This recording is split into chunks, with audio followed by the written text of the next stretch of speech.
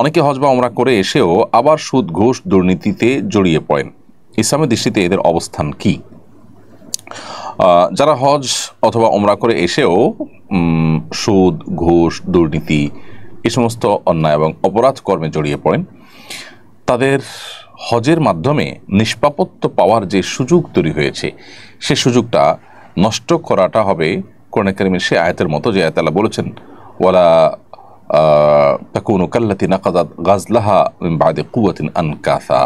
তোমার সেই নারীর মতো হয়েও না যে নারী অনেক কষ্ট করে সারাদিন রশি পাকিয়ে রশির মাথায় গিরা দিয়ে যখন পাকটাকে হেফাজত করবেন তখন তিনি পাক ছেড়ে দিলেন, তখন তার সারাদিনের যে পাক রশি পাকিয়ে পাকিয়ে এটাকে যে রশির পর্যায়ে এনেছেন সেটা নষ্ট হয়ে গেল। তোমরা তাদের মতো হইও না। অর্থাৎ আপনি হজ করে এসেছেন, ওমরা করে এসেছেন, আল্লাহর ঘরে গিয়ে যে নিষ্পাপত্বের যে সুযোগ, বিশেষ করে যখন কেউ হজ যথাযথভাবে করে আসে, হজ মাবরুর করে আসে, তখন সে সদ্য ভূমিষ্ঠ আর শিশুর মতো নিষ্পাপত্য নিয়ে আসে।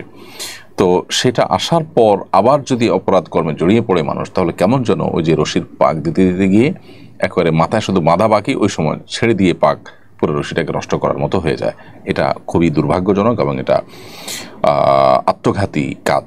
বিধায় আমাদের উচিত হজ এবং ওমরাতে আমরা যে নূরটা অর্জন করি সে নূরটা ধরে রাখার। এটার জন্য অবশ্য আমাদের নানাবিধ পরিশ্রম, নানাবিধ উদ্যোগ নেওয়ার দরকার, ভালো পরিবেশ, আল্লাহর কাছে দোয়া এবং হজ এবং ওমরার সেই পবিত্র মুহূর্তগুলোকে স্মরণ এবং সেগুলো দিয়ে আপনার নিয়মিত নিজেকে আপনার গাইডে রাখা, নিজেকে সঠিক পথে রাখার চেষ্টা আমাদের মধ্যে থাকা দরকার। বাকি কেউ যদি গুনাহে লিপ্ত হয়ে যায়, এর মানে এই না যে তিনি ইসলাম থেকে খারিজ হয়ে গেছেন। তার আবারও কাউন্সেলিংয়ের মাধ্যমে, তার আবারও ইমানের নূর হাসিল করার মাধ্যমে মূল জায়গায় ফিরে যাওয়ার চেষ্টা করা দরকার।